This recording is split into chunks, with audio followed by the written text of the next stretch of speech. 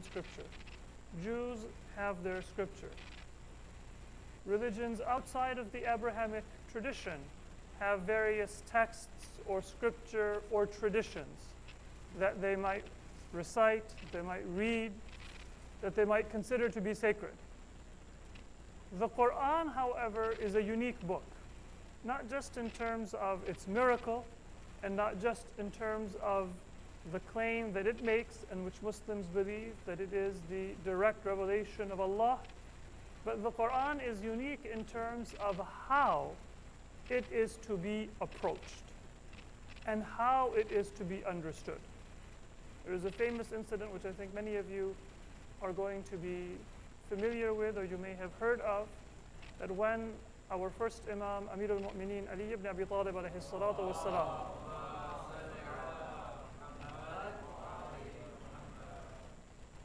he was sending an ambassador to debate with the Khawarij, rebels who were superficially very strong believers, but who completely missed the point of what Islam was about.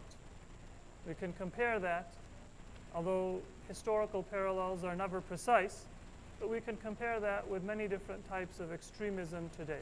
Daesh is just one example. But any extremist who crosses all the T's, dots all the I's, performs all of their religious obligations, and yet the way they live as a Muslim is something that will alienate even their own families and their own former friends, let alone somebody who doesn't know about Islam and sees them as a representative of a Muslim. So the Khawarij, they had that kind of an attribute. They recited the Quran. They claimed to be Muslims. They were very careful and very scrupulous about their Islamic practice. And yet, they completely missed the basic moral and even legal obligations of a Muslim. Imam Ali is sending an ambassador to convince them or attempt to argue with the Khawarij that what they are doing is wrong. And that was Abdullah ibn Abbas. What was the advice that Imam Ali gave to Abdullah ibn Abbas? He said, don't enter into a debate using the Quran, because the Quran can be used and it can be abused. And if you enter into a debate with them using the Quran, it is not the case, alaykum salam, that the Quran is not a source of guidance. It is not the case that there is some deficiency, God forbid, within the text, that it's not an effective or an efficient means of explaining the truth. But within the wisdom of the Quran is the fact that it can be used and it can be abused. And that argument will go in circles. And so the Imam says, argue with them on the basis of the Sunnah and the Seerah and the practice of the Prophet Muhammad sallallahu alayhi wa alihi.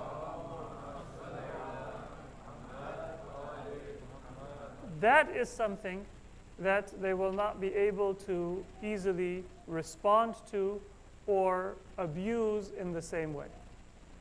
Now the question that immediately comes to our mind from that is that if the Quran is a miraculous book of Allah, if the Quran was revealed in order to be a source of guidance, and the standard that we refer to when we have moral questions, why is it that Imam Ali is saying, don't look at the Quran or don't argue on the basis of the Quran, argue on the basis of the practice of the Prophet? If you look at our process of Islamic scholarship and fiqh, sometimes we have a hadith that are of uncertain provenance or uncertain authority. A faqih may have a hadith, it's narrated, it's found in a book, but it's not entirely clear if that hadith is authentic or not.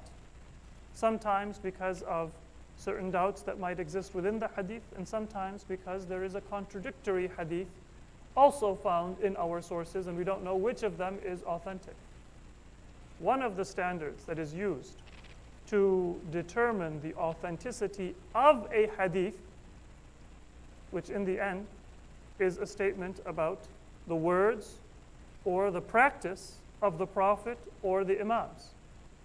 One of the standards is, does it agree with the Quran or does it not agree with the Quran? So on the one hand, the Quran is a miracle. On the one hand, the Quran is the standard by which we determine what parts of the reports that we have regarding the words and deeds of the Prophet are authentic and which are not authentic. On the one hand, the Quran is the standard that you and I as Muslims are to follow. And on the other hand, Imam Ali says that when somebody misunderstands Islam, you have to give them a dose of the seerah of the Prophet so that they will be able to even understand the Quran. That question is because the Quran has a certain way that it needs to be approached. There is a certain type of person who will be able to achieve guidance from the Quran. It's operating on many different levels of our human needs. And so one of the questions that we will be looking at is, how do we relate to the Quran? And my assumption is not going to be that you're going to spend your entire day looking in different tafasir and trying to study the Quran as a normal Muslim who spends a little bit more time, inshallah, in the month of Ramadan and maybe a little bit less time at the other months of the year reading, studying, and learning from the Quran. How can we approach this text to get the maximum benefit? That is one area of concern. The other topic which we will look at in parallel are some of the specific teachings that we have regarding our obligations and our life as a Muslim. And in that regard, inshallah, we will be focusing on Surah Al-Mu'minun, Surah number 23 of the Quran, which begins with a series of moral and ethical obligations, and we will look at the tafsir of that chapter of the Quran. So that is with regard to the substance, the meat. What is the teaching of the Quran? But the other part, which is the question of how to approach the book, that is something that we will find is uniquely informed by the wisdom of Ahlul Bayt. Approaching the Quran is not something that comes naturally to all Muslims. It's not something that is obvious just by reading a translation of the book or even learning classical Arabic and reading the book in its original language.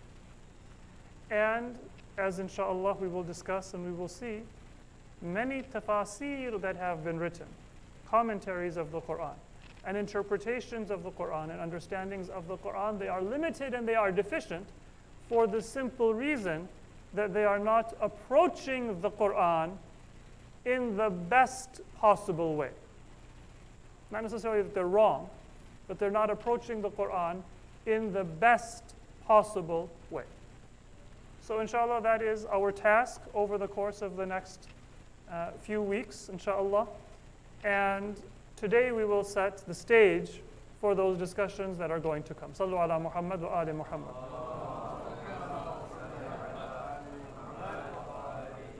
Now, because today was the first of the month of Ramadan, the first point I want to make, and this is a brief point, is that in Islam, we have a constant controversy that comes in the first of Muharram, where some people prepare to mourn and grieve. And then you have some Muslims, they will send out a Happy New Year card on the first of Muharram. I don't know if you've ever experienced that. It's our New Year. Others will celebrate on January 1st. And some Muslims say that we should celebrate on the 1st of Muharram. That controversy comes from deriving a culture from a non-Muslim source. The idea of the New Year being a time to celebrate, congratulate one another for. Right? That should be a holiday just like other religious communities or other non-religious communities have a holiday. The source of that is not that they have a different hadith or they have a different religion. The source of that is that we are often influenced by a non-Muslim culture without even realizing it. And then for many Muslims, they want to translate that understanding they have, that experience they have, into an Islamic context. And so if you ever have that question come up or that controversy come up, the solution is not to tell the person whether it is a sunnah or whether it is a bid'ah. The solution is not to say that when it comes to celebrating the birth of the Prophet, you say we're not going to do it because it's a bid'ah, but when it comes to a new year, then you're very comfortable saying that we'll celebrate or we'll congratulate each other for the beginning of the Islamic New Year. The problem is not that the individual doesn't understand sunnah and bid'ah. And because of a confusion about what is sunnah and what is not, they are making that mistake. The actual issue is that in many cases, we don't have an authentic, intrinsic Islamic idea of how we are to look at time, how we are to think of our Islamic year and the obligations that are part of that Islamic year. To give a similar example, some of you may be familiar with those Shia and those followers of Ahlul Bayt who are very good debaters.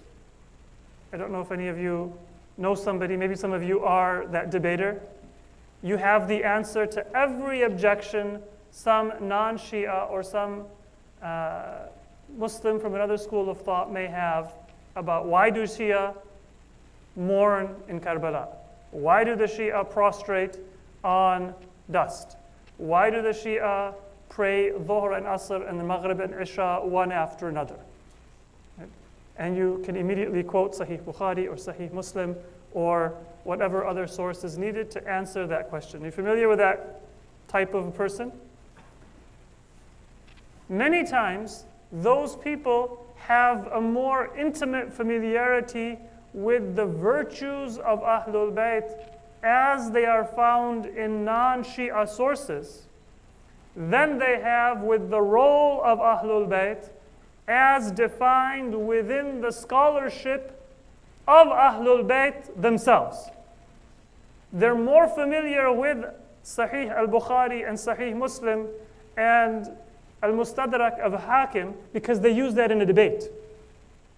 Then they are familiar with the Ziyara Jami'ah or a hadith where Ahlul Bayt themselves describe their purpose and their spiritual and their religious role.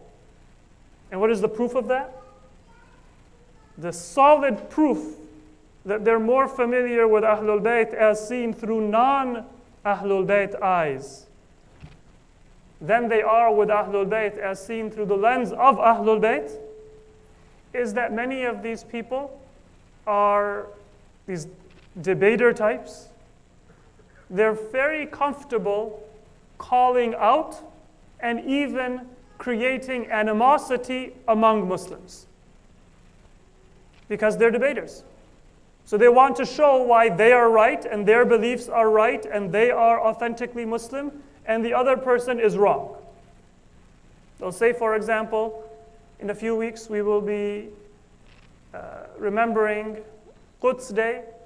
The last few days have been very tragic with regard to this country's policies and with regard to some of the attacks on Palestinians in Gaza and throughout occupied Palestine. Some of these people will say that that's not our issue because they are not followers of Ahlul Bayt.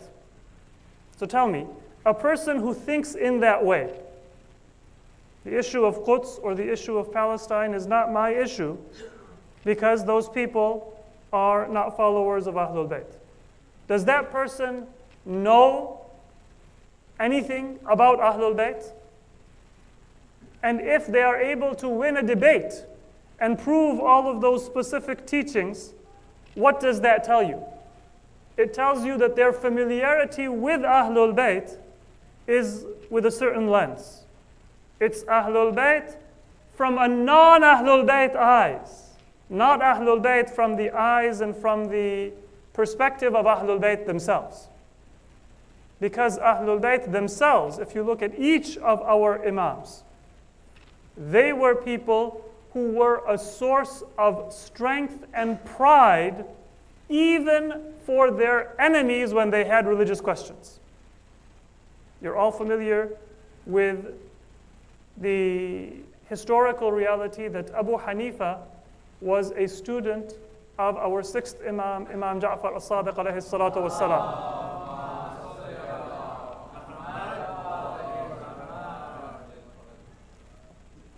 But many Shia, they take pride when they hear that. Abu Hanifa was a student of our Imam. And then all of the other A'imma of Ahlul Sunnah, they were students of our Imams. That is not just a matter for pride for you and me. It is actually something that we should be somewhat embarrassed about. Because what it tells us is that Imam Ja'far Sadiq offered something to Abu Hanifa, who did not believe he was an Imam, who did not believe he was ma'soom, who did not believe that his narrations were automatically authentic, because he was a century removed from the Prophet. He offered something that was of sufficient value to Abu Hanifa that he says, لَوْلَا السَّنَتَانْ لَهَلَكَ النُّعْمَانِ. If it weren't for those 2 years that I spent in the company and under the guidance of Imam Ja'far Sadiq, then I would not have been able to achieve success.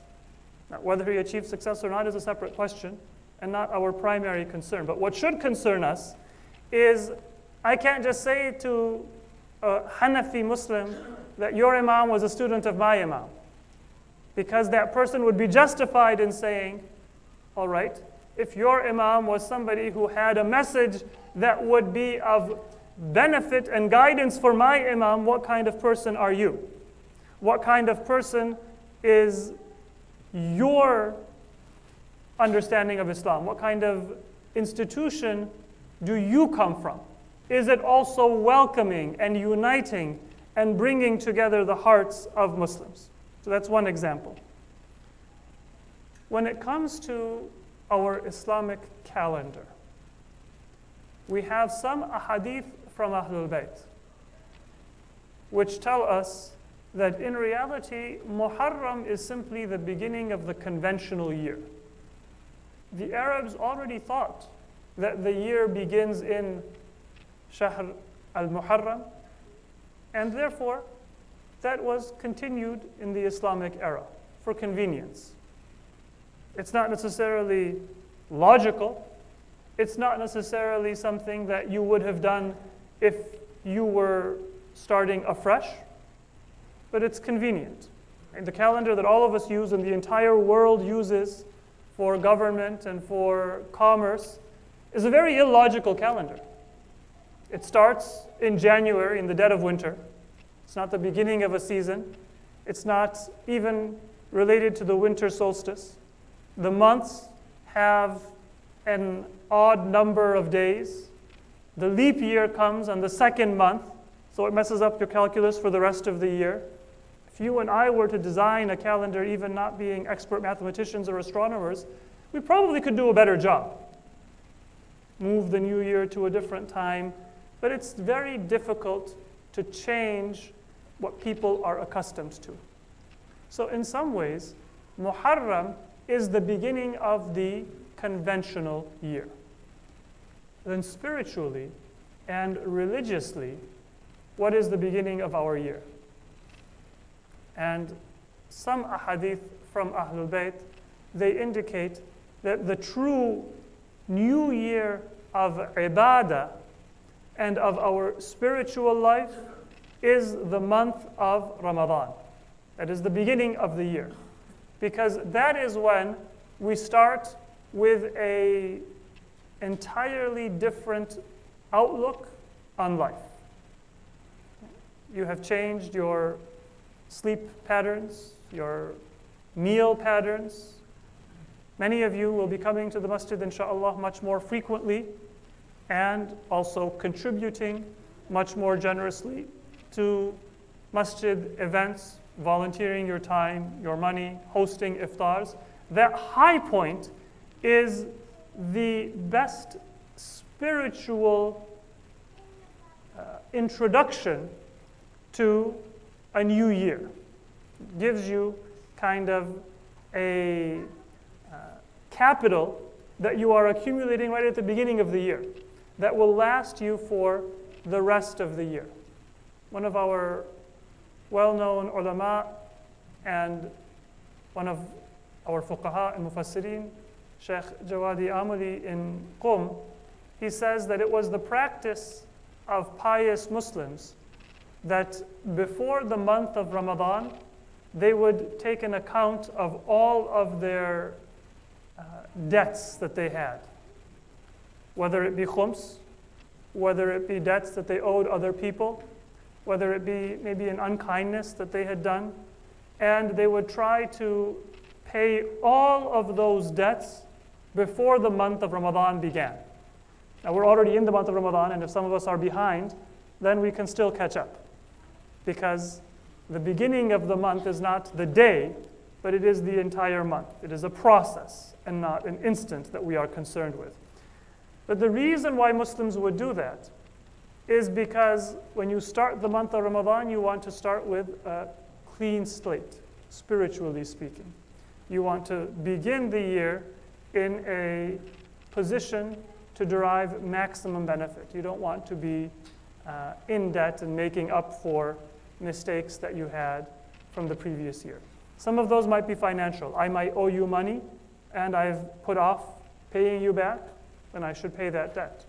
Some of the financial obligations may be obligations that we owe Allah. Kafara, Raddul Madhalim, Khums, other obligations. Some of us, when we are sick or when we have a test coming up, we make a vow that, oh Allah, if you give me this, then I will offer a sacrifice. I will do sadaqah. I will do another act of worship. And then when we get better, when we pass the test, we forget. And so I'm sure many of us, if we think, will have different kinds of debts that we forgot about. We were very sincere when we made them, but then later on things became much better for us and we forgot about them. Before the month of Ramadan and now in the beginning days of Ramadan, if we are late, that is the time to make them up. And then inshallah we will build that spiritual capital during this month. So the spiritual year, it begins in the month of Ramadan.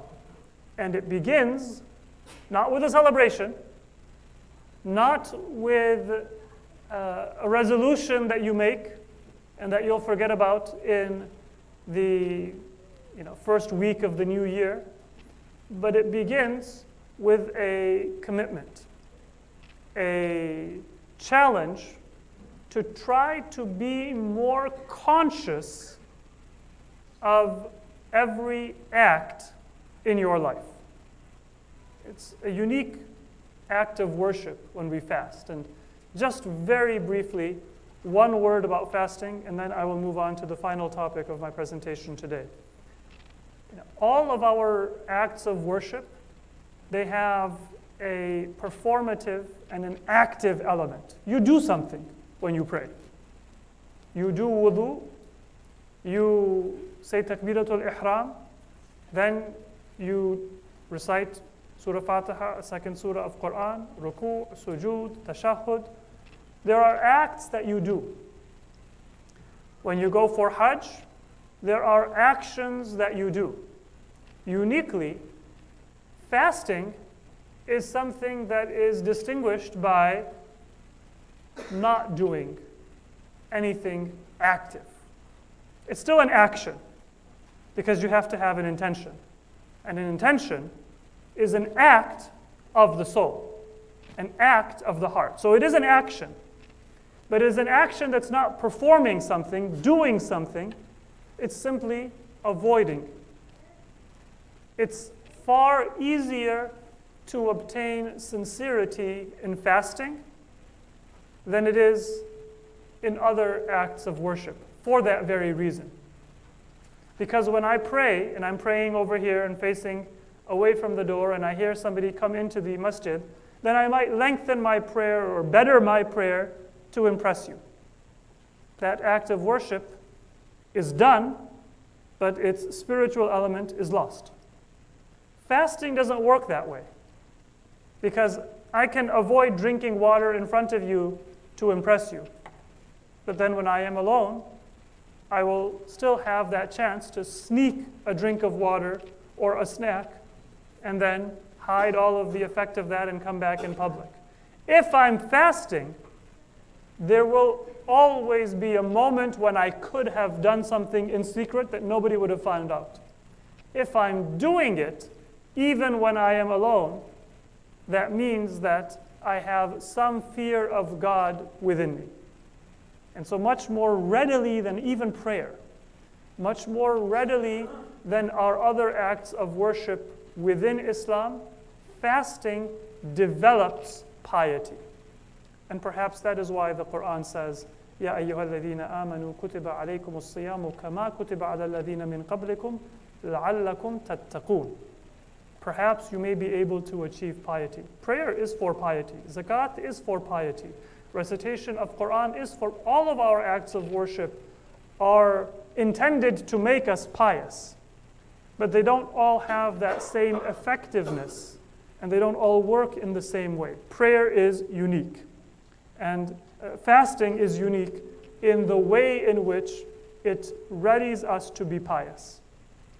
But there is one challenge. And that is that if fasting means abstaining from anything prohibited, whether we are in public or whether we are alone, then it often means that we're putting our body through a test. I don't know if any of you have ever experienced this, but those of you who, like me, have an afternoon chai habit, then just before iftar, maybe not the first day, but the third or fourth day you're fasting, you can feel it in your head. You have a headache. You might be craving your tea. You might be irritable. You might be tired. Sometimes it's not hunger or it's not thirst, but there are still kind of physical effects that many of us have when we are fasting. If you don't have that, you can't relate to that, then you are lucky. But you're also a minority. The majority of people will have certain effects. And it's far easier to be a pleasant person when you have had your afternoon caffeine or you have had your afternoon snack than when you haven't. And yet Islam says, make it difficult for yourself, and this is the time to practice your akhlaq. It seems almost counterintuitive. That you would expect Allah to say, all right, you want to practice akhlaq? Let's facilitate. Let's put the training wheels on, eat well, drink well, have an extra candy, and now be nice to your family. Be nice to your community members. Instead, Allah says, I'm going to give you a plan where you're going to be more tired than normal. You're going to be more hungry than normal. Your body is going to be complaining. And if you, now those of you who fasted in Rajab and Sha'ban, you may already be in the habit. Those of you who started fasting in the month of Ramadan, by the time the nights of Qadr come, that's when the collective days of fasting are having an effect on our body. That's when Allah says, the most worship. Is it counterintuitive? Or is that the actual purpose and beauty of the fast? In effect, what Allah is saying is be conscious of your choice to have a pleasant and a good moral response to others when it is most difficult. And if you can train yourself to be a person with good akhlaq in the month of Ramadan, then it is all smoother sailing from that point on. That is the difficult test. So with a month of fasting, Shahr Ramadan, fasting is unique in terms of being a test for our sincerity to Allah. That is why it is so effective in giving us taqwa, and that is why it is the key time when Islam wants us to practice our akhlaq. Which brings me to the final point for this presentation. Now, since many of you are fasting, and it is near Maghrib time, and that is probably the most difficult time to maintain your attentiveness in the month of Ramadan, let's bring everyone together with the salawat ala Muhammad wa ala.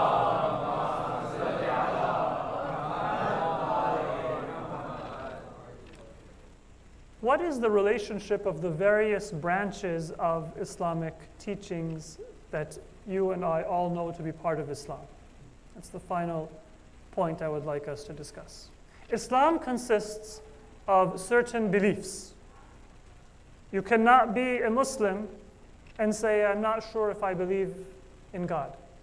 Or I'm not sure if I believe that God is the creator and the sustainer of all that exists. There are people who believe in God. They say that I think God created and then the world operates according to scientific principles. God is Khaliq, He created, but He is not Rabb, He is not the sustainer.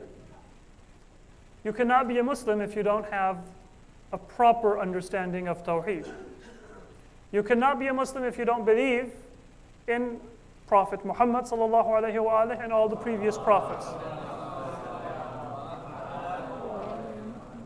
You cannot be a Muslim if you do not believe in the Day of Judgment and the responsibility for our good and bad deeds.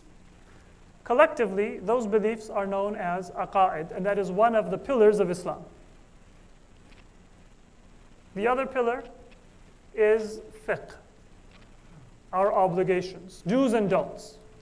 What we have to avoid, all of the vices, and what do we have to do, all of the obligations. These two pillars are familiar to all Muslims. The pillar of practice is something that Muslims share with Jews. Jews have historically not had their most severe debates about questions of belief. In general, if you see two Jews fighting about a religious question, it's going to be a matter of practice and law. Is this kosher? Is this not kosher? It's Saturday, can I push the elevator button? Can I not push the elevator button? When Jews have religious questions, then more likely than not, it is a matter of law and practice. Christians, they had numerous councils in the first 3-4 centuries after Prophet Isa, and in those councils, what they were resolving is questions of belief. What is the proper aqidah about Prophet Isa? Now, from a Muslim perspective, even after all of those councils, they still didn't get it right. And they believe that Prophet Isa alayhi salam is not just a human being, but is a divine figure. But the questions they were asking and the controversies and even sometimes the battles they had, they were matters of belief. Now, are Muslims more similar to the Jews? Or are Muslims more similar to the Christians? Well, what you'll find, if you're a student of Islamic thought and Islamic science, is that Muslims said, all right, Christians argue and debate and fight and kill each other over practice, we'll take that. And Jews argue and debate and fight over, Jews fight and debate and argue over matters of practice, we will take some of that. And Christians have a great deal of importance in matters of doctrine and belief, we will take some of that. And so we have, is it the best of both worlds or the worst of both worlds? Muslims will debate over practice. When is the first of the month of Ramadan? In the Shia community, alhamdulillah, this year, we don't have 2 start dates for the month of Ramadan, but sometimes we do. We have a father who says that it is Eid al-Fitr and a mother who says that it's the last day of Ramadan, I'm still fasting. Sometimes we have practice that is different. And we'll talk about that. So if that is a question in your mind, it's a question every year, even if it's been answered every year. Inshallah, we'll talk about that in the coming nights. But I used it here just as an example. And when it comes to doctrine, of course, between Sunni and Shia, within Sunni Muslims, within Shia Muslims, there are many questions about doctrine. So what is then the heart for a Christian? It's easy to say that the heart of their religion is belief, is doctrine. That's what determines, are you Orthodox or are you Catholic or are you Protestant, and what school of Protestant are you? What do you believe? Belief is the basis. That's why schools of study in the Christian world are called theological seminaries, because they study theology, meaning belief. In the Jewish community, though, you don't have theological seminaries so much. You have yeshivas. And the major part is Torah study, or the study of the law. So what about Muslims? Well, for Muslims, we have belief, which is essential, and we have practice, which is essential. That might seem like we get some of the fitna that comes from disagreements about belief, and some of the fitna that comes from disagreements about practice. But the flip side of that is also true. Because we have two focal points, two pillars in our religion, where we have a difference in doctrine, we are often still able to come together in terms of practice. And where there are differences in practice, there are still doctrinal principles and beliefs that unite us. It's kind of like having a building with two load-bearing walls. Well, that building will be structurally stronger than a building where one of those load-bearing walls is no longer present or is no longer able to carry any weight. The important point, though, is that from an Islamic perspective, the fundamental basis of your salvation is not the doctrine and it is not the practice. That is a mistake that too many Muslims make. It is what undergirds both, and that is akhlaq. There are studies in psychology now that say when you and I debate and I try to convince you and you try to convince me, I think that I'm arguing on the basis of logic. And you think that you are arguing on the basis of logic. But generally we already have an opinion, and you're just trying to find proof that you're right. So if you've gotten married and you have one spouse who is a saver and one spouse who is a spender, one of the most common early debates that newly married people have. Let's spend the money, we'll inshallah have it later on in the future. And the other one says, no, we might need it in 20 years. We can go without that restaurant, we can go without that change in furniture, save it for a rainy day. They're not necessarily listening to each other and actually debating objectively. Generally speaking, I know what I think is right, and I find examples, somebody who did the other thing and they ended up losing and suffering, and I debate on that purpose, on that basis. What is it that determines my initial perspective? That comes from my akhlaq. That comes from my moral and ethical background. Your doctrines are going to be influenced by your ethics. Your practices are going to be influenced by your ethics. And because we are out of time, inshallah, that is a point that we will resume with tomorrow as we begin looking at the tafsir of the Quran. Doctrine is important.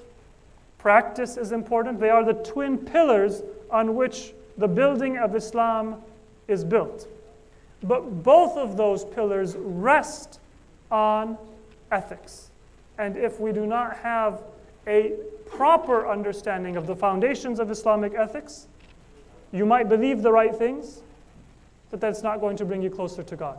You might practice the right Islamic laws, but that is not going to bring you closer to God. Our journey is to put a foundation of proper akhlaq so that our practices and our beliefs bring us to the desired destination. Because it is almost time for Maghrib, I will conclude with that. We have been requested to recite a Surah Fatiha for the following marhumin: Marhum Muhammad Sajid Reza Haydari, Marhum Muhammad Ibn Reza, Sayyid Hashim Ali, Sayyid Sabir Ali, Majida Bibi, Mahir Iqbal, Rifat Fatima. For these marhumin, for the marhumin of your own families, for our ulama, the shuhada of Islam, please recite a Surah Fatiha after Salawat ala Muhammad wa Ali Muhammad. Muhammad wa Ali Muhammad.